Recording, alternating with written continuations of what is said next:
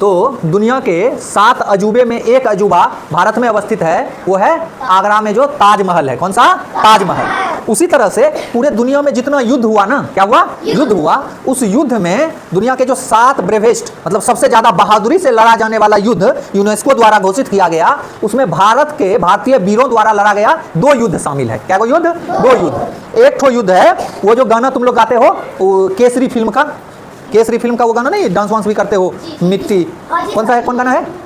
तेरी मिट्टी में मिल जावा, एक वो वाला केसरी मूवी जो बना है, अक्षय कुमार ने रोल किया है, वही केसरी जो बना है ना, वो कहानी है। एक 40 सिख सरदार था। कितने? 40 सिख सरदार। और वो लगभग 10,000, कितने? 10,000 अफगानिस्तानी लोगों से लड़ा था, उसकी कहानी है। और दूसरा कहानी है आजाद भारत की, वो है गुलाम भारत का, जिस समय भारत अंग्रेजों का क्या था? गुलाम था। और दूसरी कहानी है आजाद भारत की, रेजांगला का युद्ध। कौन सा युद्ध? रेजांगला का युद्ध भारत और चीन के बीच हुआ था। किस 2 देशों के बीच?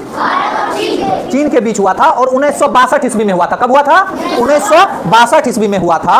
और 1962 ईस्वी में जब ये युद्ध हुआ था, ये रेजांगला नामक जगह पे हुआ था। कहां पे? जम्मू कश्मीर में पड़ता है रेजांगला नामक जगह, वहां पे हुआ था। और 16,000 फीट की ऊंचाई पे, पहाड़ी पे लड़ा गया था। कहां पे लड़ा गया था? पहाड़ी पे लड़ा गया था। इस युद्ध का खासियत क्या था कि इस युद्ध में जो भारत की तरफ से लड़ रहा था 13 कुमाऊं बटालियन। कौन सा? कुमाऊं बटालियन। जैसे सेना में बटालियन होता है ना, वैसे कुमाऊं बटालियन का 13 कुमाऊं बटालियन के सारे फौज लड़ रहे थे। और उसमें मात्र 122 फौज थे। कितने थे? 122। उसका नेतृत्व जो कर रहे थे मेजर शैतान सिंह भाटी। कौन नेतृत्व कर रहे थे? मेजर शैतान सिंह भाटी, जो राजपूत समाज से थे। उसके अलावा उसमें जो बाकी फौजी था, लड़ने वाला सब था, कौन थे? फौजी सब लड़ने वाले 120 के 20 जवान, वो ज्यादातर उसमें से कौन थे? यादव थे। कौन थे? यादव थे। ठीक है। तो जब उधर से चीनी सेना ने आक्रमण किया, कौन? चीनी सेना, तो वो हजारों की तादाद में था, 10,000 की तादाद में था। ठीक है। तो इसको अपने जब हेडक्वार्टर ये कॉल किया ना मेजर शैतान सिंह, तो इनको बोला कि आप अगर चाहो तो पीछे हट सकते हो। तो वो जो मेजर शैतान सिंह था, वो अपने फौजी सबको पूछा क्या करना है, हमें ऊपर से आदेश आया है कि आप चाहो तो अपनी भूमि की रक्षा छोड़ करके आप पीछे हट सकते हैं।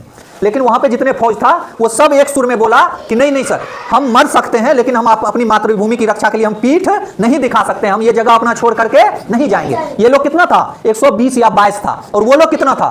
वो लोग था 10,000। कितना था? 10,000। और वो इन लोगों के पास साधारण सा हथियार बंदूक था, मिशन गन था। और वो लोग जो थे चाइनीज लोग, अत्याधुनिक हथियार से लैस था। ठीक है। और जब युद्ध हुआ तो ये 120 आदमी मिल करके कम से कम 1200 से 1400 चीनी सैनिकों को मारा।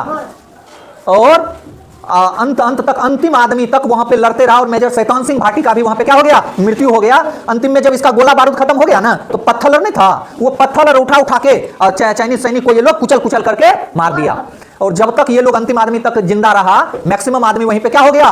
शहीद हो गया। उसमें से 2-4 आदमी जो जीवित, खाना उना भी बनाने वाला कुछ रहता है ना, 2-4 आदमी जो जीवित बचा, वो कहानी आकर के यहाँ हेडक्वार्टर में सुनाया। पहले जो ये कहानी सुनाया ना, तो किसी को यकीन नहीं हुआ, अरे इतने ऐसा नहीं हो सकता है। लेकिन वहां पे तो बर्फ से ढक गया था वो एरिया। 2-3 महीना के बाद जब वहां से बर्फ हटा तो वो देखा तो सच में बहुत आदमी अभी भी राइफल के नोक पे ऐसे करके उंगली रखे हुए शहीद हो गया था। कोई किसी को पत्थर से ऐसे कुचल रहा है सैनिक। जब वो सब अति दशा देखा तो बर्फ से ढका हुआ था। बाद में चल के सारे फौजियों का क्या किया? उस लाश को ला करके वहीं पे क्या किया? एक जगह सबको जलाया गया। और उस धाम का नाम, उसके सम्मान में ज्यादातर वो कौन थे? अहिर, यादव जाति के लोग थे। तो उस जगह को अभी वहां पे भारतीय सेना द्वारा अहिर धाम, उसका क्या नाम रखा गया है? अहिर धाम उसका नाम रखा गया है। तो ये था रेजांगला के युद्ध की कहानी।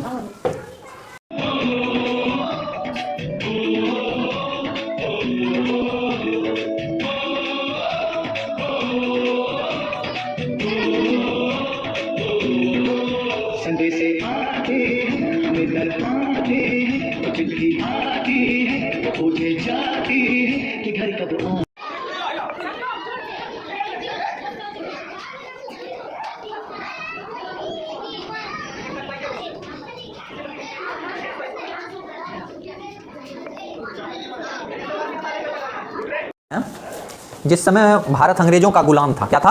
अंग्रेजों का गुलाम था। उस समय की बात है, पंजाब प्रांत के अमृतसर, कौन से शहर? अमृतसर में एक जलियांवाला बाग नामक जगह था। क्या था? जलियांवाला बाग नामक जगह था।